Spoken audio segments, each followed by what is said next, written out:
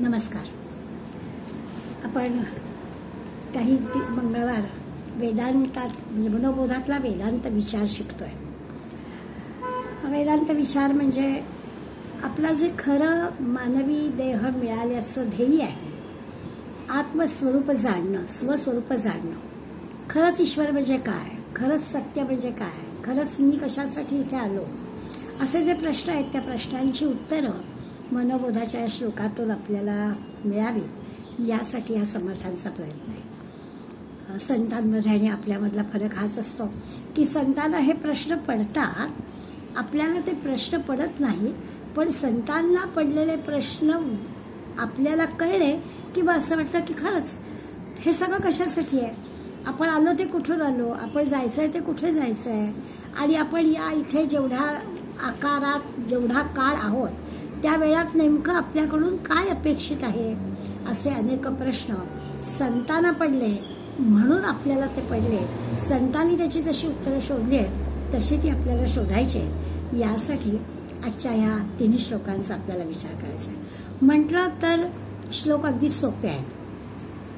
त्या सोप्या वाटणाऱ्या श्लोकाच्या मुळाशी गेलं की आपल्याला तो वेदांत विचार नेमका कुठे आहे तो कळतो.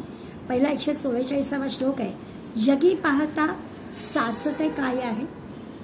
साच शब्द अगदी सोपा आहे. सत्य काय आहे, जगात पाहायला गेलं तर खरं काय आहे, सत्य काय आहे, आत्ता आहे ते उद्या असेल का. सहज आपल्याला कोणी प्रश्न काय म्हणताय, कशा आहात, की आपण म्हणतो वा छान या क्षणापर्यंत, उद्याचं माहिती नाही, आत्ता तरी छान आहे असं आपल्या मनात येतं. त्यामुळे जगी पाहता साचते काय आहे, खरंच जगामध्ये सत्य काय आहे आणि ते आपल्याला शोधून काढायचं आहे. पण समर्थांनी ते सत्य शोधून काढण्यासाठी जो काही आपला मार्ग आहे, जो काही आपला प्रयत्न आहे तो त्यांनी म्हटलाय अति आदरे सत्य शोधून पाय. हे साच शोधून काढायचं आहे, हे सत्य शोधून काढायचं आहे, पण ते आदराने शोधून काढायचं आहे. आणि मग पुढे पाहता पाहता देव जोडे. आता जे काही सत्य आपण शोधून काढणार आहोत, आदरानं शोधून काढणार आहोत, ते पाहता पाहता देव जोडे म्हणजे हा जो सतत आपण पाहता पाहता पुन्हा पुन्हा जो काही प्रयत्न करणार आहोत सत्य शोधण्याचा, तो प्रयत्न सत्याची प्राप्ती करून देईलच. पुढे पाहता पाहता देव जोडे म्हणजे तो प्रयत्न यशस्वी होईल. कसा केल्यावर, आदरानं सत्य शोधून काढण्याचा प्रयत्न केला तर आपल्याला ते सत्य मिळेल, म्हणजे देव जोडला जाईल. सत्य शोधायचं म्हणजे देव शोधायचा, ईश्वर शोधायचा. सगळ्यांमध्ये जो ईश्वर आहे तो आपल्याला कळला पाहिजे, याच्यासाठीच हा प्रयत्न, पण तो आदराने करायचा आहे. आणि मग असा जर आदरानं ईश्वर कळला, सत्य कळलं, तर मग भ्रमे भ्रांती अज्ञान हे सर्व मोडे. मग आपला भ्रम, आपला गोंधळ होणार नाही, आपल्याला कशाची भ्रांती पडणार नाही. हे असं असेल का, असं असेल का, असल्या शंका कुशंका आपल्या मनात येणार नाही, आपलं अज्ञान दूर होईल. अशा 4 ओळीचा साधा वाटणारा श्लोक आहे. साधा वाटणारी साधा आहेच, पण आपल्याला आता ह्या सगळ्यामध्ये व्यावहारिक उदाहरणांच्या सहाय्यानं खरंच त्या सत्यापर्यंत जायचं असेल तर काय करायला हवं, कशा पद्धतीने जायला हवं, असा विचार थोडासा करायचा आहे. खरंच आहे की ह्या जगामध्ये जर सत्याचा शोध घ्यायचा असेल तर त्या सत्याची आपल्याला आस लागली पाहिजे, ओढ लागली पाहिजे की मला हे मिळवायचं आहे, मला हे मिळवायचंच आहे, अशी जेव्हा ओढ लागेल, मिळालं तर मिळालं, बघूया, असं नाही चालणार. अशी जर एक प्रामाणिक तहान ज्याला म्हणतो की मिळायलाच हवं, असं जर प्रामाणिक तहान लागली तर मग आपण ते मिळवण्याचा नक्कीच प्रयत्न करू. व्यवहारामधल्या किंवा भौतिक सुखामधलं सुख प्राप्त होण्यासाठी आपण किती प्रयत्नांची पराकाष्ठा करतो आणि त्याच्यासाठी आपण तयार असतो की हे मला मिळवायचंच आहे, यावर्षी मी ही गोष्ट करणारच आहे. ते भौतिक सुखांमध्ये चालतं. एखादा अगदी सिनेमा बघून आल्यावर मला खूप आवडला, मी आता तो दुसऱ्यांदा पण पाहणार आहे, आणि ते सहजपणानं आपण करूनच दाखवतो किंवा ते करतच, कारण त्याच्यातून आपल्याला असं वाटतं की सुख मिळणार आहे. तर या सगळ्या सुखांसाठी आपण खूप प्रयत्न करतो, परंतु भगवान समर्थ जे आपल्याला या 4 ओळीमध्ये साच, खरं खरं सत्य जे सांगणार आहे, खरं खरं सुख जे सांगणार आहे, ते मात्र सुख हे असं इतकं सहज प्राप्त होणार नाही. त्याचा ध्यास घ्यावा लागेल, त्याच्या मागे लागावं लागेल. आणि हा जो सत्याचा मार्ग आहे तो कंटकाकीर्ण मार्ग आहे, काट्याकुट्याचा मार्ग आहे. इतका सोपा नाही आहे, इतका सहज सगळं प्राप्त होणार आहे असा नाही आहे. त्रासाचा, आपली परीक्षा घेण्याचा असा तो सगळा मार्ग आहे आणि त्या मार्गाने आपल्याला जायचं आहे. म्हणून ते म्हटलं. आता त्यांनी म्हटलं अति आदर आहे, आदराने ह्या मार्गावर जावं. धसमुसळेपणाने काट्याकुट्यांचा मार्ग आहे, गोष्ट खरी आहे. परंतु जे सुख आपल्याला हवं आहे, जे सत्य आपल्याला शोधायचं आहे, जो आनंद आपल्याला मिळवायचा आहे, जो ईश्वर आपल्याला मिळवायचा आहे, हा ईश्वर मिळवताना आपण ते शोधायला अत्यंत आदराने जावं. व्यवहारामध्ये एखादी गोष्ट मिळवायची असेल आणि आपण आदराने मिळवायची असं म्हटलं तर कशी मिळवता येईल. मी एक माझं आपला हल्ली मी सहज प्रयोग म्हणून करत असलेलं उदाहरण देते. हे काही सगळ्यांना मोठं पटलेलं अशातला भाग नाही, परंतु नेहमी वारंवार असं आपल्याला ऐकायला मिळतं. आपण जिथे राहतो तिथे रोजचा आपला अनुभव असतो की लोक आपण जेव्हा लिफ्टमध्ये चढतो की पंखा चालूच. काही लिफ्टमध्ये बरं असतं की लिफ्टचा दरवाजा उघडताच पंखा बंद होतो, पुन्हा लिफ्टचा दरवाजा उघडला की पंखा चालू होतो, अशी ऑटोमॅटिक त्याची व्यवस्था असते. आमच्याकडे नाही आहे आणि त्यामुळे रोजचा एक चर्चेचा विषय असतो की काय हे आपण किती वीज वाया घालवतोय. लोकांना काही कशाची किंमतच उरली नाही. साधं बटन नाही बंद करतायत आपण उतरताना. आता जेव्हा आपण श्लोकाचा अभ्यास करतोय अति आदरे सर्व शोधून पाहायच्या मागचं कारण आपल्याशिवाय लोक असं का वागतात. सहज जी गोष्ट करतायसारखी वीज आपलीच आहे, पैसे आपल्यालाच भरावे लागत आहेत. आपल्या घराचा, आपल्या स्वतःचा, आपल्या देशाचा असा विचार केला तर बटन बंद करणं हे अत्यंत आवश्यक गोष्ट आहे आणि ते सहज होण्यासारखं आहे. पण ते लोक का करत नाही. आपल्याला सत्य शोधायचं आहे ना. मग स्वाभाविकच आहे की हे का असं करतात लोक. इतकी सहज आपल्याला सवय का करून घेत नाहीत. का आपलं असं होतं की बटन चालूच ठेवलं जातं. म्हणजे त्याच्या मागे आपल्याजवळ अगदी सहज कारण असतं की बेफिकीरपणा आहे. का असं करतात तर त्याला बेफिकीर एवढंच उत्तर आहे की त्याच्याबद्दल काही कोणाला अगदी काळजीच नाही किंवा तेवढा विचारच करत नाहीत. अविचाराने, अज्ञान नाही आहे, कळतंय हे सगळं, पण तरी बेफिकिरीमुळे असं वागलं जातं. आता समर्थ म्हणतात की तुम्हाला जे की सत्य शोधून काढायचं, हे सत्य आपण शोधलं की लोक बेफिकिरीमुळे असं करतात, बटन बंदच करत नाहीत आणि मग तो तासन तास पंखा चालूच राहतो. मग मनात असा विचार येतो की मग आपण अति आदर आहे कसं काय करायचं. लोकांना सांगायचं, कोण आपलं ऐकणार आहे आणि किती वेळा आपण सांगणार आहोत. आपली भेट होईल तेव्हाच फार तर आपण बोलू शकू, पण त्याचे अति आदर होईल का कोणाला त्याचा राग येईल. तुम्हाला काय करायचंय असं कोणी आपल्याला म्हटलं तर असा निरनिराळे विचार मनात येतात. मग अति आदर सत्य शोधून पाहायचं म्हणजे काय करायचं. बरं, आपल्याला सुद्धा आपला गोंधळ होता कामा नये, आपला त्रास होता कामा नये, आपला त्रागा होता कामा नये. सहज काय होईल असा विचार मनात यायला लागला आणि मग मनात विचार आल्यावर मी असं म्हटलं की आपण काय करायचं. आपण फक्त सवय लावायची, बटन बंद करायची. म्हणजे आपण चालूच नाही करायचं, चालू असलेलं बंद करायचं. त्यामुळे मी हल्ली गेले जवळजवळ 2-4 महिने हा प्रयोग माझा चाललाय की अगदी 1 मिनिट 1.5 मिनिट लागत असेल आपल्याला अगदी वरच्या मजल्यावरून ग्राउंड फ्लोअरला जायला, तर तेवढ्या वेळामध्ये अगदी पंखा नसला तर मोठा काय अगदी आपला घामाघूम जीव होत नाहीये, नसला तरी चालेल. त्यामुळे आपला नियम एवढाच की आपण नीट पाय चढलं की बटन बंदच करून टाकायचं. चालू असतंच, नेहमीच चालू असतं, ते बंद करून टाकायचं. याच्यामुळे झालं काय तर लोकांना सवय लागेल की नाही आपल्याला माहिती नाही.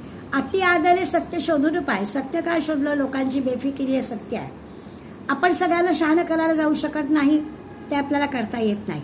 मग पुढे पाहता पाहता देव जोडे यातलं जे की सत्य, यातला जो की ईश्वर, यातलं जे की चांगुलपण आपल्याला मिळवायचं आहे किंवा लोकांना पण मिळवायला हवंय किंवा खरंच आपली वीज वाया जाता कामा नये, तर आपण एवढा त्याग करू शकतो. 1 मिनिट 1.5 मिनिट आपण काही पंख्याशिवाय राहूच शकत नाही असं नाही होत, तर आपण बंद करायचं. आणि 5-10 लोकांना असं सांगितल्यावर कुणावर तरी त्याचा परिणाम होईल.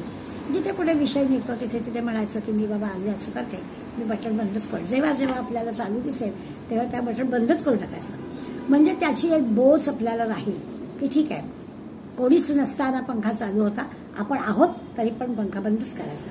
म्हणजे मग अति आदरे सत्य शोधून पाहे, त्या शोधाच्या मागे त्रागा, राग, कोणाला तरी काहीतरी दोन शब्द बोलणं, हे सगळं काही करायचीच गरज नाही.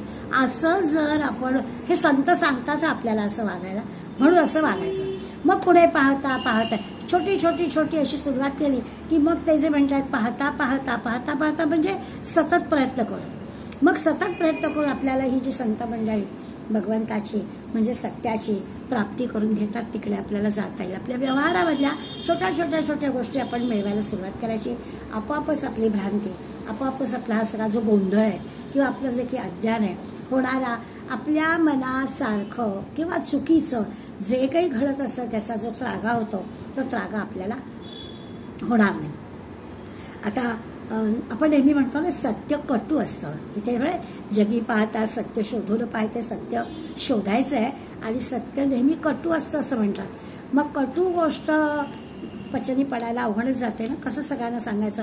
दादांत आपल्याला दिसत असतं की एखादी व्यक्ती हे चुकीचंच वर्तन करते, पण कसं सांगणार म्हणून आपण सांगत नाही. आणि म्हणून ते आदराने शोधावं लागतं, म्हणजे आदराने सांगावं लागतं. कुणाचा आपला अपमान होईल, कोणाला काही आपण रागाने बोलू असं न करता जगामधलं जे सत्य आहे ते सत्य आपल्याला सांगता येईल का याचा शोध आपल्याला घ्यायचा आहे. दुसरं असं आहे की शोधणं म्हणजे सत्य शोधताना चांगल्या गोष्टी थोड्याच असतात ना, त्यामुळे ते जे सत्य आहे ते कमीच असणार आहे.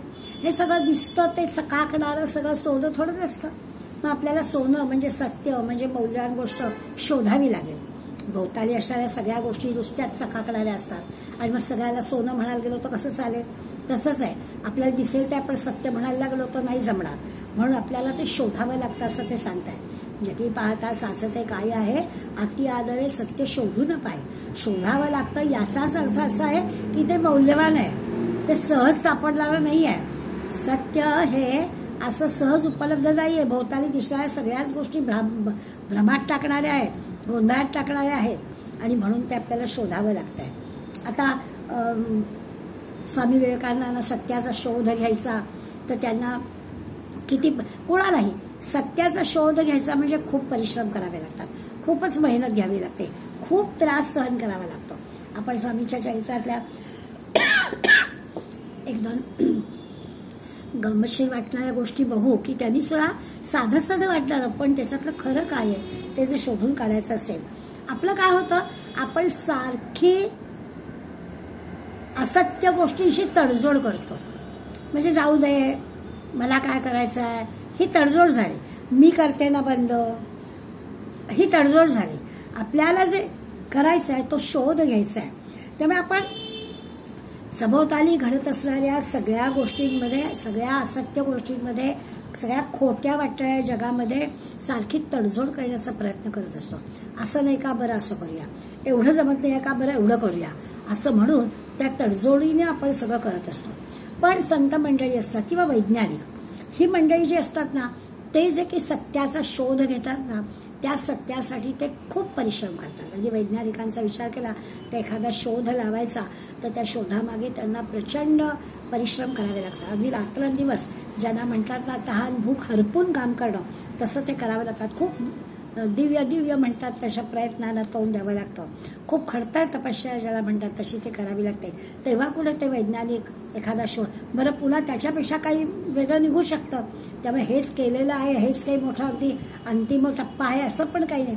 पण असे शोध लावणारे जसे वैज्ञानिक असतात संत. आता वैज्ञानिकांचा शोध हा ह्या बाह्य जगातल्या गोष्टींशी असतो. आपलं जीवन हे सुखाचं व्हावं यासाठी वैज्ञानिकांनी लावलेल्या शोधाचा आपल्याला उपयोग होतो. संतांचा विचार करतो ते अंतरंगामध्ये बदल करतात, अंतरंगातल्या सत्याचा शोध घेतात. पण दोन्हीकडे परिश्रम आहेतच. परिश्रमाशिवाय, अगदी खूप मेहनत घेतल्याशिवाय काही या सत्याचा शोध लागत नाही. आपण म्हणत होतो की नरेंद्राच्या जीवनातल्या एक दोन गोष्टी आपण पाहूया. नरेंद्र लहान होता, आईबरोबर कथा कीर्तनाला जात असे आणि एक दिवस एका कीर्तनकाराचं कीर्तन ऐकताना त्यांनी असं म्हटलं की हनुमान चिरंजीव आहे आणि हनुमान चिरंजीव म्हणजे हनुमान आत्ता पण आहे. आणि स्वाभाविकच नरेंद्रसारख्या विचारी मुलाला मनापासून ऐकतोय, आपलं चिरंजीव आहे हनुमान आणि आता तो, मग आपल्याला पण दिसला पाहिजे.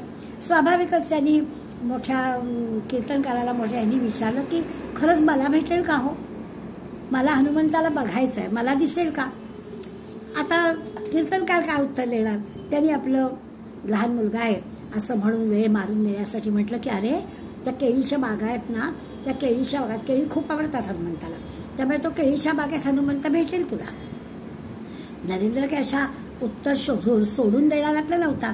नरेंद्राचं मनोबोधाची म्हणजे आपल्या आत्ताच्या मनाच्या श्लोकातली जी पहिली ओळ आहे ना, त्याच्यातल्या सारखा तो नरेंद्र आहे की मागे लागलेला आहे. त्यांनी असं सोडून दिलं नाही की हो का मग केळीच्या बागेला मग कधी जाऊ तेव्हा बघू आपण मारुतीला, असं नाही त्यांनी म्हटलं. त्यांनी सहज म्हटलं की काय तर जगी पाहता साचते काय सत्य शोधूची पाय. त्याला बघायचंच होतं हनुमंत. आणि हनुमंताचा चिरंजीव आहे, पत्ता कळलेला आहे की तो केळीच्या बागेत येतो आणि कीर्तनकार सांगतायत, त्यामुळे विश्वास पण बसला. आणि म्हणून हे पोरगं घरातल्या लोकांचा डोळा चुकवून एक दिवस केळीच्या बागेत जाऊन बसतं. आता सत्य शोधायचं आहे, त्या सत्य शोधण्यासाठी जे काही कष्ट पडणार ते कष्ट घ्यायची तयारी आहे. आणि त्यामुळे हा लहानसा नरेंद्र त्या केळीच्या बागेमध्ये तासनतास जाऊन बसला. तिकडे संध्याकाळ झाली, सगळी मंडळी नरेंद्राला शोधतायत. सगळ्यांनी शोध घेतला, कुठेच नरेंद्र नाही, कुठेच नाही, कुठेच नाही. आणि मग पाहता पाहता घराच्या पाठीमागे बागेमध्ये गेले तेव्हा केळीच्या बागेत नरेंद्र बसलेला दिसला. आईने पाहिल्यावर आई म्हणाली नरेंद्र अरे अगं मी मारुतीला बघायला आलोय, मारुती केळीच्या बागेत येतो असं त्या कीर्तनकाराने आपल्याला सांगितलं ना, मी त्याला भेटायला आलोय. निरागस बालक आहे, कीर्तनकारांनी सांगितलेल्या गोष्टीवर पूर्ण विश्वास आहे त्याचा आणि साच शोधून काढायचा आहे. ते साच शोधून काढण्यासाठी काहीही करावं लागलं तरी करायची तयारी आहे, पक्की निष्ठा आहे. आणि त्यामुळे तो बसलाय, येणारच मारुती अशी खात्री पण आहे.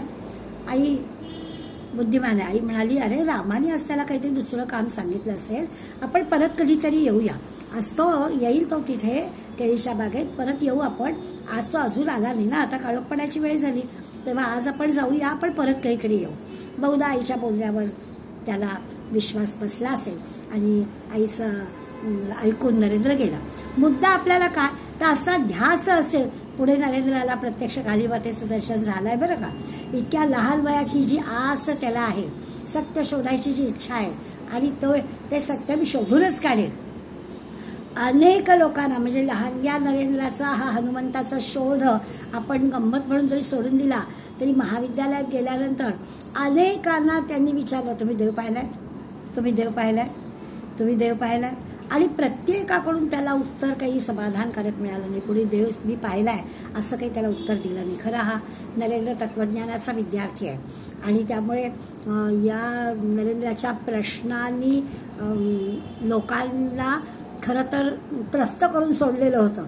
आणि हा विचारी आहे, विवेकी आहे, स्मरणशक्ती उत्तम आहे. नरेंद्राच्या प्रश्नामागे काहीतरी विशेष हेतू आहे याची कल्पना सगळ्यांना होती. अनेक हिंदूंना, साधूंना, अनेक ख्रिश्चन मिशनरीजना, अनेक फकीरांना प्रश्न विचारला होता नरेंद्र. कुणीही नरेंद्राला मी देव पाहिलाय असं उत्तर दिलं नाही. शोधतोय ना, साचते काय आहे, खरा ईश्वर कुठे आहे, खरं सत्य कुठे आहे ते त्याला शोधायचं आहे. पण आदराने शोधतोय, सगळ्यांचा सन्मान करून तुम्ही पाहिलाय, तुम्ही पाहिलाय असं विचारलं नरेंद्रने. इतकं काय, रवींद्रनाथ टागोरांचे जे वडील होते देवेंद्रनाथ, या देवेंद्रनाथ त्यांना महर्षी असं म्हटलं जायचं. या महर्षी देवेंद्रनाथांना सुद्धा नरेंद्राने हा प्रश्न विचारला होता आणि त्यांनी नरेंद्राला योग साधना करायला सांगितलं की तुलाच या प्रश्नाचं उत्तर मिळेल, तू या योगाच्या सहाय्यानं जा, तुला त्याचं उत्तर मिळेल. त्यांनी मी पाहिलंय असं नाही सांगितलं, कसं पाहायचं हे पण नाही सांगितलं, पण तुला हे ज्ञान प्राप्त होईल एवढी दिशा फक्त दिली. फार काही नरेंद्राचं समाधान झालं अशातला भाग नाही. पण एक दिवस मात्र असं घडलं, नरेंद्राच्या कॉलेजचे जे प्राचार्य होते विल्यम हेस्टी म्हणून, या विल्यम हेस्टीची वर्ड्सवर्थची कविता ते शिकवत होते आणि ती कविता शिकवत असताना एक एक्स्टसी म्हणजे समाधी असा शब्द आला आणि तो शब्द आल्यावर नरेंद्राची जी काही, नरेंद्र अत्यंत बुद्धिमान आहे त्यामुळे, आणि प्राचार्य असणाऱ्या या विल्यम हेस्टीला पण या आपल्या विद्यार्थ्याबद्दल अत्यंत प्रेम आहे की हा मुलगा अतिशय बुद्धिमान आहे, याची स्मरणशक्ती तल्लख आहे. आणि जेव्हा हा काही शंका विचारतो तेव्हा त्या शंकेच्या मागे काहीतरी विशेष असतं. आणि म्हणून जेव्हा समाधीचा विषय निघाला तेव्हा स्वाभाविकच या भगवंतापर्यंत गेलेल्या माणसाची ही अवस्था आहे. समाधी म्हणजे काय तर ज्याला भगवंत कळलेला आहे, त्या भगवंत कळलेल्या माणसाची जी काही अवस्था असते त्या अवस्थेला समाधी असं म्हटलेलं आहे. हे ऐकताच नरेंद्राने त्याला विचारलं की आपण पाहिलात ईश्वर, आपण घेतलात हा अनुभव? तेव्हा ते म्हणाले नाही रे, मी नाही घेतला मित्रा, मी हा अनुभव घेतला नाही, मी खरंच देव पाहिला नाही. पण मी तुला सांगतो की दक्षिणेश्वरला जा आणि त्या ठिकाणी रामकृष्ण परमहंस नावाचा एक साधू राहतो आणि म्हटलं तर ते कालीमातेचे पुजारी आहेत, पण ते त्यांची वारंवार समाधी लागते, त्यांनी देव पाहिलेला आहे. आणि या प्राध्यापकांकडून नरेंद्राला हा जो की पत्ता मिळतो त्यावेळेला म्हणजे देवाला ओळखता आलं की भ्रमभ्रांती नाहीशी होते. आता नुसता ॲड्रेसच कळलाय, देव कुणी पाहिलाय ते कळलेलं आहे. त्याबरोबर खरंच मनाची सगळी भ्रांती दूर झाली आणि मग नरेंद्र त्यांच्याकडे गेला. पुढला सगळा प्रवास नरेंद्राचा आपल्याला माहिती आहे की रामकृष्ण म्हणाले की तुझ्याशी मी जसं बोलतोय ना तसं मी कालीमातेशी बोलतो. पहिलाच रामकृष्णांसारखी व्यक्ती त्यांना भेटली की यस, मी देव पाहिलाय. असं सगळं जे की आपण त्यांच्या चैत्रात वाचतो त्याच्यावर आपल्याला कळेल की या पहिल्या ओळी वाचताच आपल्याला जगी पाहता साचते काय आहे, खरंच ह्या जगामध्ये सत्य काय आहे आणि ते अति आदरे सत्य शोधली पाहिजे. ते जे सत्य आहे ते आदराने शोधून पाहायचं आहे. आणि असं नरेंद्राला मोठ्या आदराने मोठ्या सन्मानाने 10 ठिकाणी चौकशी करून का होईना अगदी मला मिळवायचंच आहे असं मिळवून पुढे रामकृष्णांपर्यंत नरेंद्र पोचला. आणि मग सद्गुरू शिष्याची जोडी आपल्याला सगळ्यांना माहिती आहे. पुढे पाहता पाहता देवजोडी, पाहता पाहता आहे जे पाहणं ह्या क्रियापदाची विरुक्ती केली आहे ना समर्थाने, त्याच्या मागे सुद्धा असं आहे की पाहता पाहता म्हणजे खूप खूप प्रयत्न करून पुन्हा पुन्हा जेव्हा एखादा शब्द वापरला जातो त्याचा अर्थ असतो की त्याच्यामध्ये अधिक भर घातलेले. त्या पुढे पाहता पाहता म्हटलंय याचा अर्थच असा आहे की खूप सारे प्रयत्न करून सातत्याने प्रयत्न करून सत्याची प्राप्ती संत मंडळी करून घेतात आणि त्याच्यासाठी त्यांनी आपल्याला हा शब्द वापरला. पुढे पाहता पाहता देवजोडे आणि असा पुन्हा पुन्हा सातत्याने प्रयत्न करून भगवंताची प्राप्ती झाली की मग आपला सगळा भ्रम, आपली सगळी भ्रांती, आपला सगळा जो काही गोंधळ हा सगळा दूर होईल, अज्ञान जाईल आणि खऱ्या अर्थाने ईश्वराशी आपण जोडले जाऊ. खरंच आहे, असणं आणि दिसणं हे वेगळं असतं. जे असतं ते आपल्याला दिसतं पण खरं असतं वेगळंच, आपल्याला त्यातला काही भागच दिसतो. जसं आपल्याला दिसतं तेवढंच काही ते असत नाही किंवा जसं आपल्याला दिसतं तसंच ते असतं असं नाही. असणं, दिसणं, भासणं हे सगळं वेगळं वेगळं असतं आणि म्हणून ते सत्य काय आहे ते शोधावं लागतं. आपल्या डोळ्यांनी दिसत आहे तेच खरं आहे असं मानायचं म्हटलं तर काही होणार नाही, पण खरं काय आहे ते शोधायचं झालं असेल तर सातत्याने प्रयत्न करावे लागतात, सातत्याने श्रम करावे लागतात. अगदी मगाशी म्हणलं तर तहानभूक हरपून प्रयत्न करावे लागतात. सत्याच्या मागे सातत्याने जावं लागतं. प्रयत्न करून यश आलं नाही तर निराश न होता पुन्हा पुन्हा प्रयत्न करावे लागतात, दीर्घकाळ कष्ट करावे लागतात. तेव्हा हे सत्य आपल्याला समजतं. इतका की सहज परमेश्वर नाही हो प्राप्त व्हायला. त्यामुळे या सगळ्या गोष्टी अशा व्हायला लागतात सत्यापर्यंत. म्हणजे ईश्वरापर्यंत पोचायचं असेल तर असं घाई करून नाही चालणार. त्याला झालं मग मला का नाही असा विचार करून पण नाही चालणार. तर सतत साधना करावी लागेल, शुद्ध बुद्धी ठेवावी लागेल, अगदी पवित्र अंतःकरण ठेवावं लागेल, उत्कट आपल्याला इच्छा निर्माण व्हायला हवी. तेव्हा कुठे प्रामाणिकपणानं प्रयत्न केले तर आपल्याला खरोखरच म्हणजे प्रत्येक पाऊल आपलं देवाच्या जवळ जाईल आणि त्या प्रत्येक पावला गणिक आपलं भ्रम, भ्रांती, अज्ञान दूर होईल असं समर्थ आपल्याला सांगतायत. अशा अर्थाने आपल्याला ईश्वराची ओळख किंवा ईश्वराचा परिचय प्रत्यक्ष अंतःकरणामध्ये आपल्या प्रत्येकामध्ये असणारा तो भगवंत, त्याची ओळख या श्लोकामध्ये आपल्याला करून दिली. कशी करायची ते पण सांगितले. व्यवहारात पण आपण अशा पद्धतीने प्रयत्न केले. मला फार शब्द तो आवडला की आपण जिकडे तिकडे सारखं भांडून नाही काही गोष्टी होत, आदराने, नम्रतेनं, विनयानं असं जर केलं तर लोक ऐकतात. घरादारात सुद्धा आपण जर गोड बोललो ना तरच लोक आपले ऐकतात. सकाळी उठवताना सुद्धा बघा ना नातवंडांना जरा गोड बोलूनच उठवावं लागतं. आपला ना स्टॅमिना राहत नाही. एखादा आपण गोड भाक मारतो आणि मग बघ बाबा तुझं तू बघ, आता होईल तुला उशीर, बघ काय करायचं ते, असा येतोच रागा. पण आपण हा श्लोक अभ्यास केसाठी नाही, आपण आपलं सोडायचं, आपण गोडच बोलायचं. त्या नेहमी कोटाच्या खिशात असणाऱ्या विंचवाची गोष्ट सांगतात. एक मास्तर होते आणि त्यांच्या चुकून काय झालं, कोट खुंटीला टाकलेला. कधी ते खेडेगावातलं लाईट बी पूर्वी नसायचे, तर म्हणे खिशामध्ये एक विंचूच आला आणि मग ते खिशात कोट घातला की खिशात हात घातला. खिशात हात घालता क्षणी तो विंचू चावला. बघितलं त्यांनी तर त्याला कळलं. पुन्हा खिशात हात घातला. बघणारा म्हणाला, अहो पुन्हा पुन्हा काय करताय तुम्ही, तुम्हाला कळलंय ना. तर म्हणे विंचू त्याचं चावणं सोडत नाहीये, तर मी त्याला मारून कसं टाकू, मी पण त्याला जिवंत ठेवतो. आणि त्या मास्तराने त्या विंचवाला जिवंतपणाने सोडलं. तो इतक्यांदा चावून सुद्धा त्याला मारून नाही टाकलं.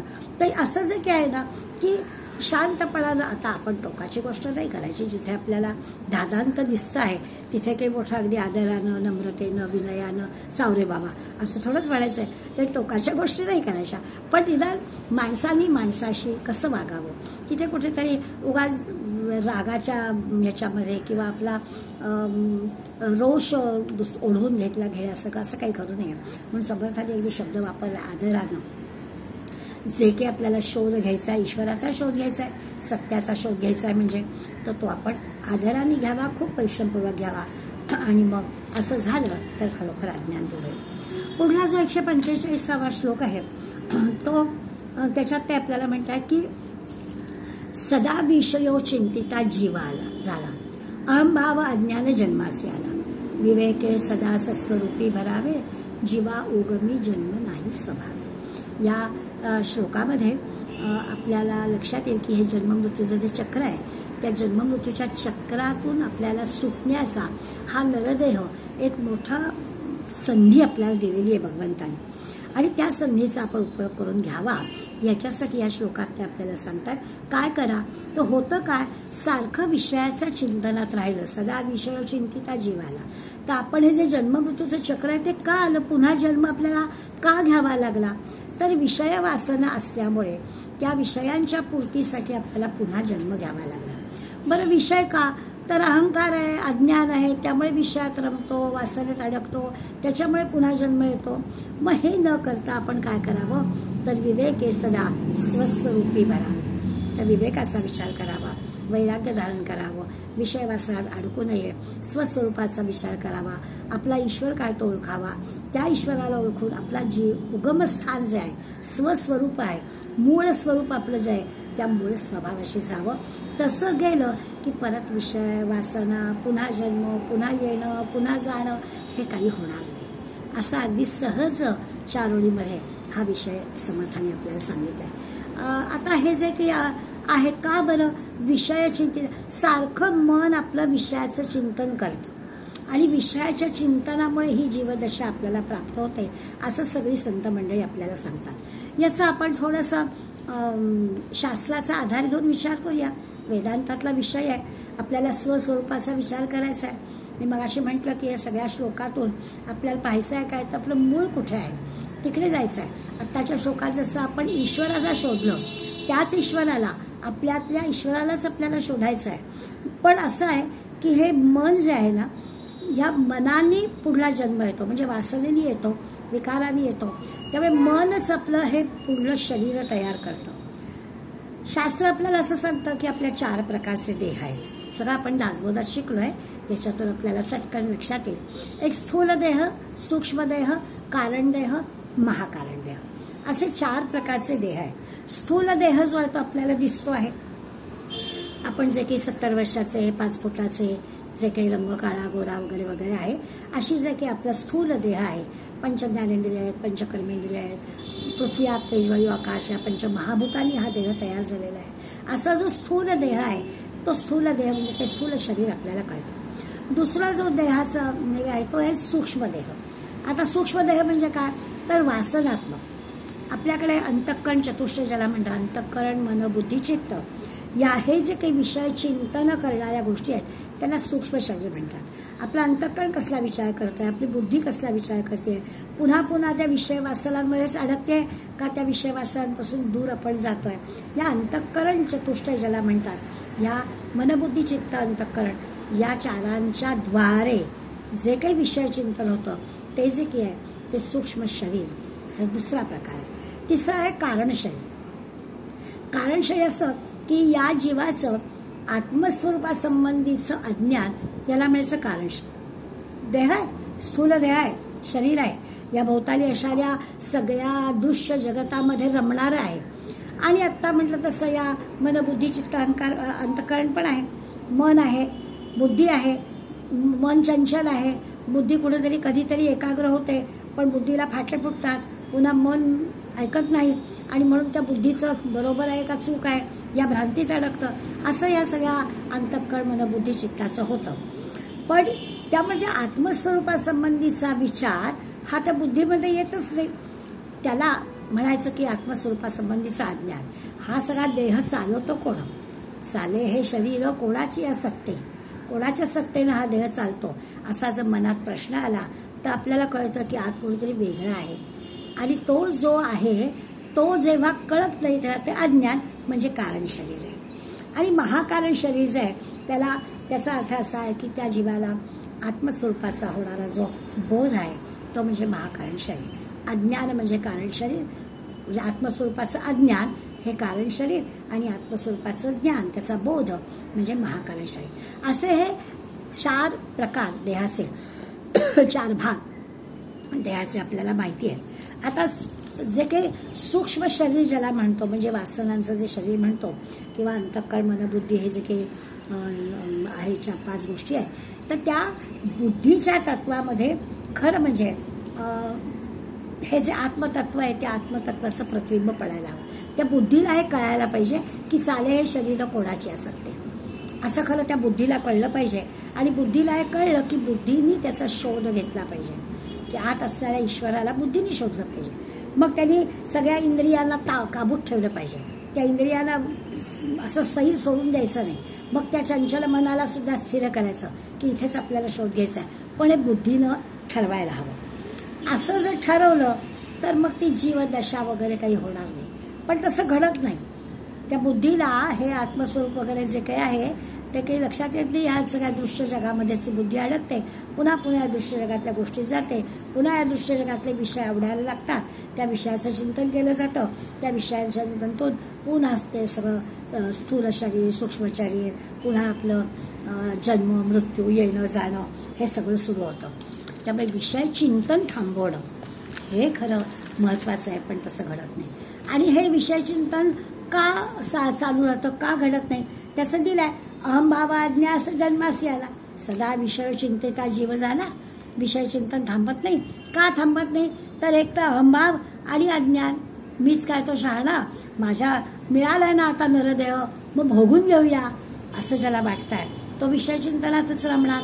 तो कसा काय जाणार ईश्वर कुठे आहे त्याचा शोध घ्यायला? तो सत्याचा शोध घ्यायला जाईलच कशाला? तो त्या विषयवासनांमध्ये मौज मजा करण्यासाठीच मिळालाय देह असं ज्याला वाटतंय तो काय करणार? त्यामुळे त्याची ती विषय भोगाची वासनाच पुन्हा पुन्हा जन्म घ्यायला कारण लावते. म्हणून ते सांगतात सदा विषय चिंतिता जीवाला अहंभाव अज्ञान जन्मासला. अज्ञानामुळे अहंकारामुळे या विषयामध्ये रमावं लागतं. मग काय करावं? त्याला उत्तर आहे विवेके सदा सस्वरूपी भरावे. सदा त्या माणसाने विवेकाचा आधार घ्यावा, विवेक धरावा. हा जो विवेक आहे या विवेकानं स्वरूपाचं चिंतन होईल. खरा ईश्वर कुठे आहे, सत्य काय आहे, योग्य काय आहे, मिथ्या काय आहे, हिताचं काय आहे, अहिताचं काय आहे, शाश्वत काय आहे, हे सगळं त्याला समजेल. केव्हा? विवेकानं जर विचार केला तर बुद्धी हा सगळा विचार करायला लागेल. प्रयत्नपूर्वक बुद्धी हे सगळं समजावून जाणून घेऊ शकेल. आणि मग ते सत्य काय आहे, शाश्वत काय आहे, हिताचं काय आहे, ते जे मूळ स्वरूप आहे ते आपल्या हिताचं आहे. या दृश्य जगामधल्या गोष्टी आत्ता आहेत पण त्या किती काळ आपल्याला सुख देणार या संबंधीचा काहीतरी विचार मनामध्ये त्याच्या येईल. ते त्यांनी ठरवलं तर विवेके सदा, नेहमी आणि एखादा करून भागणार नाही. नेहमी विवेकानं जर विचार केला तर आपण याच्यातून बाहेर पडू दृश्य जगातून. आणि जीवा उगमी जन्म नाही स्वभावे. जीवा उगमी म्हटलंय. उगमाच्या ठिकाणी सगळं छान असतं. स्वस्वरूप जिथे आहे, ईश्वर जिथे आहे, जिथून आपण आलो त्या ईश्वर स्वरूपाला ओळखलं तर तिथे सगळं पवित्र आहे, निर्मळ आहे, शुद्ध आहे. जसं असतं ना नेहमी सगळी संत मंडळी संसार ही जी काही सगळी माया आहे ना, दृश्य जग आहे ना, याला संसार नदीचं रूपक देतात. जसं नदी असते, ही नदी जिथे उगमाच्या ठिकाणी असते तिथे शुद्ध पाणी, स्वच्छ पाणी असतं, पवित्र असतं, कारण तिथून उगम झालेला असतो. त्यामुळे जसं आपण गंगोत्र्याला जातो किंवा गोमुखपर्यंत जातो, त्या गोमुखाच्या ठिकाणी त्या डोंगरामधून येणारं जे पाणी आहे ते अत्यंत शुद्ध, स्वच्छ, निर्मळ आहे. आणि मग जसं जसं जसं ते वाहत वाहत वाहत वाहत कलकत्त्याच्या बंगालच्या उपसागरात जाऊन जिथे मिळतं तिथे त्या पाण्याचा रंगरूप काय असतं. आता आपल्याकडे आपलं सरकारने खूप ठिकाणी गंगेची स्वच्छता केली असल्यामुळे आपल्या गेल्या 10 वर्षामध्ये आपण सगळीकडे पवित्र पाणी पाहतोय. कारण त्याची जी जाण आहे, मूळ स्वरूप आपलं काय आहे, गंगा किती पवित्र आहे, हे सगळं जाणणारा आपला नेता आपल्याला मिळाला. त्यामुळे आता गंगेचे शुद्धीकरण झालेलं आहे. पण आपल्याला विषयासाठी लक्षात येईल की जिथे उगमस्थान आहे तिथे निर्मळ आहे, तिथे पवित्र आहे. जसं जसं आपण अनेक ठिकाणी ती वाहत जाईल, सगळ्यांचा लोकांचा राबता जिथे वाढेल तिथे स्वाभाविकच ते निर्मलत्व कमी होईल. इथे आपल्याला ते सांगतात की माणसाने काय करावं, तर हे जे मुळाच्या ठिकाणी जावं, उगमाच्या ठिकाणी जावं, जिथे मूळ स्वरूप आहे, मी कुठून आलो त्या ईश्वराचा शोध घ्यायचा आहे. तिथं आपल्या मन स्थिर करायचं आहे. तिथे आत्मज्ञानामध्ये आपण जर स्थिर केलं तर तिथे सगळं निर्मळ आहे, पवित्र आहे. तिथे काही भ्रांती नाही, गोंधळ नाही, अहंकार नाही, अज्ञान नाही. अगदी जे जसं आहे तेच आपल्याला ते दिसेल.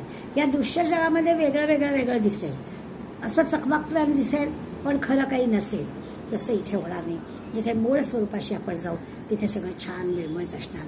आणि मग तसं आपल्या मूळ स्वरूपाशी गेलं की मग तिथे आपल्याला जे की एक सात्विक, शांत असं जे पवित्र गोष्ट दिसते, मग तिथे विकार नाहीत, जीवभावच नाही. त्यामुळे तिथे विकार नाहीत, विषय नाहीत तिथे, किंवा कुठल्याच गोष्टीचा राग नाही, लोभ नाही, मदमत्सर नाही, कोणाशी काही स्पर्धा नाही, काहीच नाही तिथे गोष्ट. त्या ईश्वराच्या ठिकाणी गेलं की तिथे सगळीकडे ईश्वरच भरलेला असंच आपल्याला दिसेल. म्हणजे गोमुखावर जवळची गंगा जशी अत्यंत पवित्र, तसं आत्मस्वरूपाशी आपण गेलो की तिथे आपलं शुद्ध स्वरूप अत्यंत निर्मळ, पवित्र असं आपलं स्वरूप आपल्याला दिसेल. मग जीवदशा प्राप्त होणं किंवा असं ह्या सगळ्या पुन्हा त्या सुख दुःख विचार, पुन्हा ते सगळे वासना याच्यामध्ये येण्याचा प्रश्नच येणार नाही, जर का त्या मूळ स्वरूपाचं आपल्याला हे कळलं तर. त्यामुळे 145व्या श्लोकामध्ये आपल्याला मुळाशी जायला सांगितलं. सोपा श्लोक आहे. सदा विषयो चिंतिता जीव झाला, विषयाचं चिंतन केलं की पुन्हा पुन्हा येणं जाणं. अहंभाव अज्ञान जन्मासे आला, जन्माला पुन्हा पुन्हा येण्याचं कारणच मुळी आपलं अज्ञान आहे. अहंकाराने वागतो, मीच काय तो शहाणा म्हणतो, दृश्य जगामध्ये अडकतो आणि त्यामुळे पुन्हा जन्म घ्यावा लागतो. पण जर विवेक हे सदा स्वरूपी भरावे, पण विवेकानं जर आपण मुळाशी गेलो, मूळ स्वरूप आपलं काय आहे, तो ईश स्वरूप काय आहे, हा देह कोण चालवतोय, या प्रश्नाचं उत्तर शोधण्याचा आपण प्रयत्न केला तर जीवा उगमी जन्म नाही स्वभावी, तर पुन्हा पुन्हा येणं जाणं होणार नाही. त्या उगमाच्या ठिकाणी आपल्याला जायचं आहे. त्या मूळ स्वरूपातला म्हणजे आपलं मूळ स्वरूप जे ईश्वर आहे ते आपल्याला पाहायचं आहे. 146वा जो श्लोक आहे, हाच विषय चाललाय. वेगवेगळ्या पद्धतीनं समर्थ आपल्याला समजावून देत आहे. दिसे लोचनी ते नसे कल्पकोरी, अकस्मात आकारने काळ मोरी, पुढे सर्व जाईल काही न राहे, मना संत अनंत शोधून पाहे. आता इथून पुढे 5 श्लोक आपल्याला शेवटची ओळ जी आहे ती मना संत अनंत शोधून पाहे याच पाणीपदाची घ्यायची. आपल्याला संत आणि अनंत दोन्ही शब्द कळतील. संत म्हणजे काय, सत्य शोधायचं आहे, जे नित्य शाश्वत असतं, ईश्वर जे आहे ते आपल्याला शोधायचं आहे. आणि अनंत म्हणजे काय, ज्याला अंतच नाही ते शोधायचं आहे. तर संत अनंत शोधून आहे की कधीही न संपणारं असं जे ईश तत्व आहे ते आपल्याला शोधायचं आहे. हा त्याचा खरा अर्थ. कसं शोधायचं ते आपल्याला दिलंय आणि आपल्याला ते कसं आहे हे कळलं पाहिजे. खरं संतत्व जे आहे, संत अनंत शोधून आहे, खरं संतत्व आहे किंवा ज्याला म्हणतो ना की शाश्वत अस्तित्व आहे, सत्ता आहे, सत्य आहे, ते आपल्याला शोधून काढायचं आहे. आणि ते अमर्याद आहे. अनंत आहे म्हणजे काय, अमर्याद आहे, ते संपणार नाही आहे. म्हणजे आमच्या आधी एवढे संत होऊन गेले, त्यांनी ते शोधलं, त्यांना मिळालं, आता आम्हाला कसं मिळणार, असं नाही. तर ते आहेच, सगळीकडे भरवून राहिलेलं आहे. ते कुणाला दुसऱ्याला मिळालं आहे म्हणजे आता मला मिळणार नाही असं नाही आहे. ते संपणारं नाहीच आहे, अमर्याद आहे, अविनाशी आहे, नाश न होणारं, न संपणारं, अमर्याद असं हे तत्व आहे, ते आपल्याला शोधायचं आहे. मग अशी आपण जर मूलतत्व ईश्वर म्हटलं ते कालाबाधित सत्य असणारी सर्व व्यापक असणारी ही गोष्ट आहे. त्यामुळे ती त्याला काही स्थलकालाच्या मर्यादा पण नाही. अशा गोष्टीचा शोध आपल्याला लावायचा आहे. आता हा लावताना ते आपल्याला सांगतात की दिसे लोचनी ते नसे कल्पकोडी. आपल्या डोळ्याने जे दिसतं आहे ना तेच बरोबर आहे असं मानायचं कारण नाही, किंवा डोळ्यांनी दिसत नाही म्हणजे दिसतं, जे डोळ्यांनी दिसतं ते नाहीसं होतं. आता जे डोळ्याला दिसत नाहीये त्याचा खरा शोध घ्यायचा की आपल्याला हे जे काही परमात्मा स्वरूप आहे की आपण म्हणतो तसं आपण स्थूल देहाचा सूक्ष्म देहाचा विचार केला, ज्ञानेंद्रिय कर्मेंद्रिय आता निरनिराळ्या प्रकारची मशीन आलेली आहेत, आपल्या देहाच्या आतमधल्या सगळ्या गोष्टी सुद्धा सहजपणानं त्याला दिसतात. पण तरी सुद्धा जो ह्या देहामध्ये असणारा ईश्वर आहे तो ईश्वर मात्र दिसत नाहीये. त्यामुळे ते आपल्याला सांगतात की जे डोळ्यांनी दिसतं ते नाहीसं होतं, हे डोळ्यांनी दिसतच नाही. आकाराला जी गोष्ट आलेली आहे ती नाहीशी होते. आपण नेहमी वेदांतातला सिद्धांत यदृष्टम तद नष्टम, जे जे दिसतं ते सगळं नाहीसं होतं, ज्याला आकार असतो ते सगळं नाहीसं होतं. असं रामकृष्णांचे अवतार झाले, पण त्या अवतार सुद्धा ते नरदेहात घेतल्यामुळे त्यांना पण देहत्याग करावाच लागला.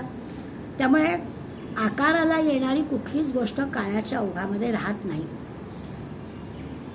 मंदिरं बांधली, नराधमानी मंदिरं पाडली, मशीद उभा केल्या, मग योग्य पद्धतीनं ती पुन्हा आपण ताब्यात घेतली, परंतु या ज्या गोष्टी आहेत ह्या आकाराला आलेल्या आहेत. त्यामुळे त्या येणं जाणं हे असं होत राहतं. कालचक्रच आहे, त्या कालचक्रातून या अशा सगळ्या गोष्टी घडत असतात असं दिसतं. त्यामुळे दिसे भासते असं जे की आहे शब्द वापर, दिसे लोचनी ते नसे कल्पकोडी, अकस्मात आकारले काळ बोली. सगळं जे की दिसतं किंवा आपण भासतं म्हणूया ते सगळं जे की आहे ते नाशवंत आहे, अगदी वाटतंय अशा कॅटेगरीला मध्ये सुद्धा असतात. पराधीन आहे जगती पुत्र मानवाचा, असे गदिमांचं जे गदिमांची जी कविता आहे त्याच्यातच आपल्याला दिसतं. वर्धमान ते चाली मार्गरे क्षयाचा, असं दिसतं आपल्याला वाढतंय, पण वाढणाऱ्या गोष्टीला पुन्हा क्षयाचा पण मार्ग आहे. नेहमी चंद्राचं उदाहरण दिलं जातं. पौर्णिमेकडे जाणारे जे चंद्र आहे तो प्रतिपदेपासून पौर्णिमेपर्यंत वाढत जातो, पण वाढणाऱ्याला क्षय पण आहे, नंतरच्या 15 वेळेत त्याचा क्षयही होतो. असं त्यामुळे हे पराधीन आहे जगत, हे आपल्या हातातच नाही असं म्हटलं जातं. म्हणजे जसं काही आकाशामध्ये ढग येतात आणि जातात ना, तसं अनेक जीव इथे निर्माण होतात. आता काही जीव असे असतात की अगदी आपण असं म्हणू की बारीकसे छोटे छोटे किडे जे असतात त्यांचं जीवन किती असतं तर कदाचित 24 तासाचं. एवढ्याशा त्या 24 तासामध्ये त्यांचा जन्म होतो, बालपण काय तारुण्य वार्धक्य सगळं त्यांचं ते 24 तासातच होत जातं. काही जे पशु वगैरे असतात ते साधारण 20 ते 40 वर्षापर्यंत त्यांचं जीवन असतं. अशा एवढ्या वर्षामध्ये त्यांचं हे सगळं घडतं. माणसाचा विचार केला तर माणूस 100-100 वर्ष जगू शकतो. पण नद्या पर्वत यांचा स्वविचार जे दिसत आहे ना, जे आकाराला त्यांनाही काही आयुष्य असतंच, त्यालाही काही मर्यादा असतेच. काळाच्या ओघामध्ये दिसत असणाऱ्या सगळ्या गोष्टी नष्ट होतात. आपण नद्यांनी दिशा बदलते, डोंगराची उंची काय हिमालयाची उंची काय कमी होते वगैरे वगैरे, तर अशा सगळ्या गोष्टी होतात.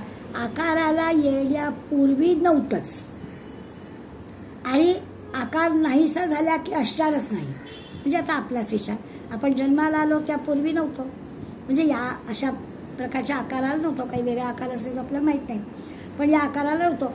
हे संपलं, हा देह टाकला की पुन्हा या आकारात असणार नाही होत. त्यामुळे ते खरं मानायचं नाही. आकारापूर्वी जे नव्हतं आणि आकार संपल्यावर पण असणार नाहीये त्याला खरं मानायचं कारण नाही. कारण आकारामध्ये बदल होतात, वर्धते, परिणमते, अपक्षीयते वगैरे वगैरे. त्यामुळे हे जे सगळं येणं आणि जाणं याच्यामधल्या सगळ्या ज्या काही गोष्टी आहेत त्या सगळ्या होतात. त्याला बदल म्हणतात, त्याला विकार असं म्हणतात. आणि ते विकार आकार निर्माण करतं.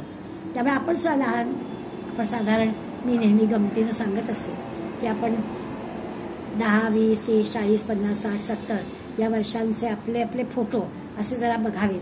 म्हणजे कोण होतीस तू, काय झालीस तू असं आपल्याला दिसेल. तर ते कसं आपल्यात बदल होतं.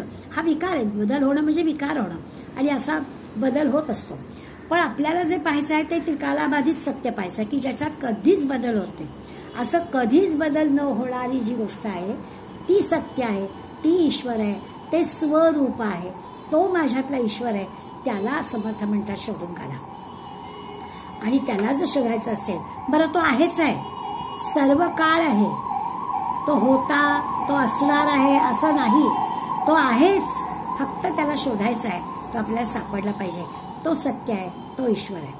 गीतेमध्ये नासतो विद्यते भावो नाभावो विद्यते सता असं म्हटलंय.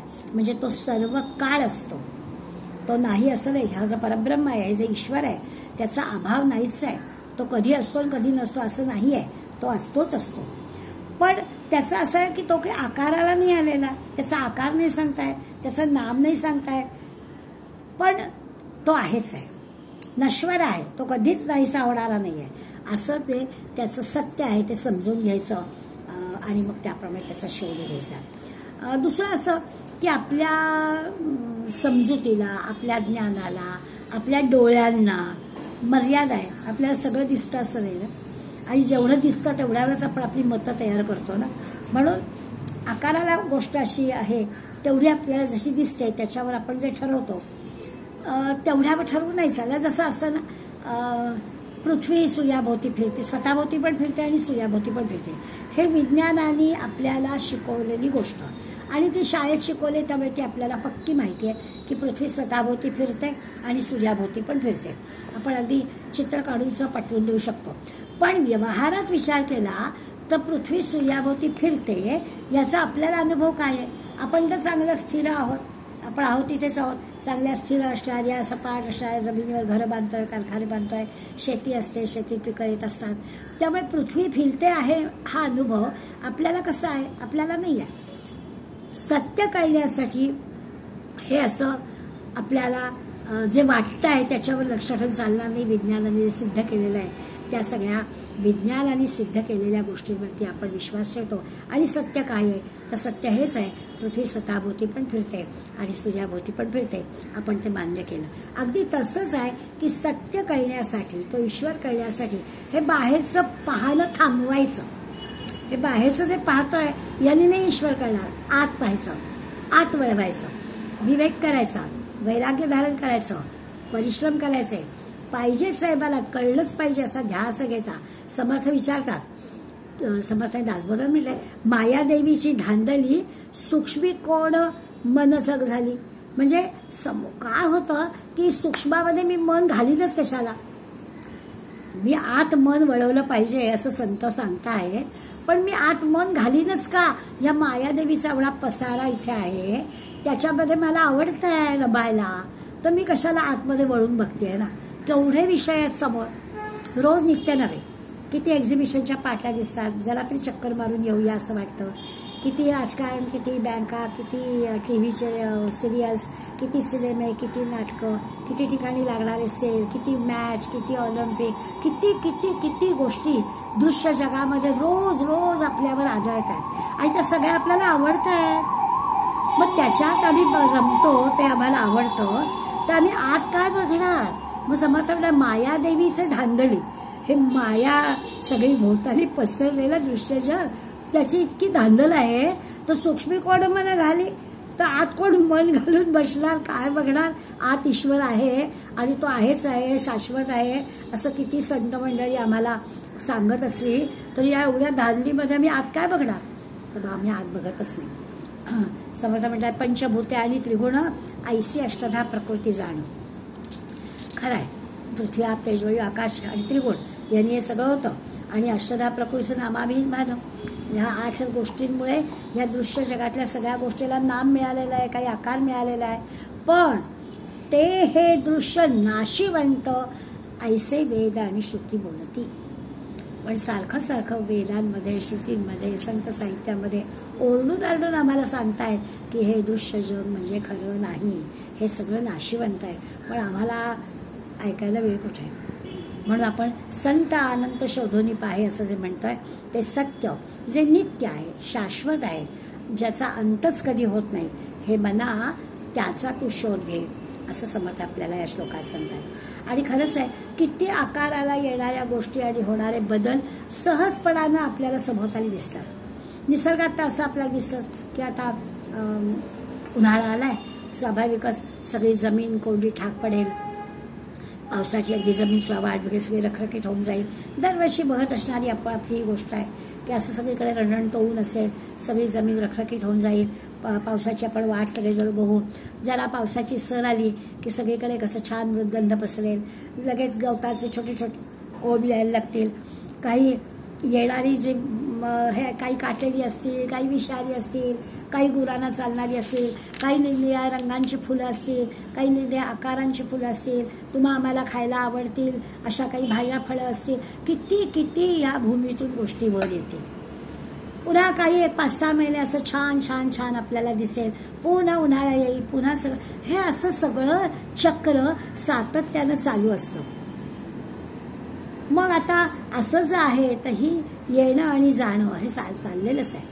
अगदी तेच असं निसर्गाचं आपण म्हणतो ना, तसं कृमी कीटकांचं पण आहे, त्यांचं पण येणं जाणं चालूच आहे. तुमचं आमचं पण आहे, आपलं पण येणं जाणं सगळं असं चालूच आहे. मग समर्थ आपल्याचा मना विचार कर, हे येणं जाणं चालू आहे, याच्यात अडकायचं की अनंताचा शोध घ्यायचा, याचा विचार कर.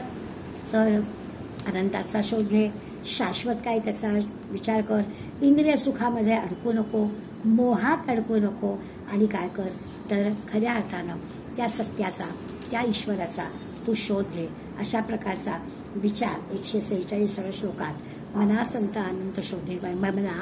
मनाला सांगितलंय संत, शाश्वत, कायमचं टिकणारं, आनंद देणारं अशी जी गोष्ट आहे, कधीच न संपणारी अशी गोष्ट आहे, ती तू शोधून काढ. नुसतं डोळ्यांनी दिसतंय त्याच्यावर विश्वास टाकू नकोस. आकाराला येणाऱ्या गोष्टीवर विश्वास ठेवू नकोस. ते सगळं नाहीसं होणार आहे, ते जाईल, काही राहणार नाही, पुन्हा येईल, पुन्हा जाईल. शाश्वत असणारी गोष्ट आहे ती तू शोधून काढ, आणि ती शोधून काढलीस की तुला शाश्वत आनंदाची पण प्राप्ती होईल, आणि हे तुझ्या जीवनाचं ध्येय असलं पाहिजे. अशा प्रकारचा विचार समर्थांनी 146 श्लोकात सांगितलाय. इथून पुढे आणखी 4 श्लोकामध्ये संत आनंद आपल्याला शोधायला सांगितलाय. तो आपण शोधूया पुढल्या मंगळवारी. धन्यवाद.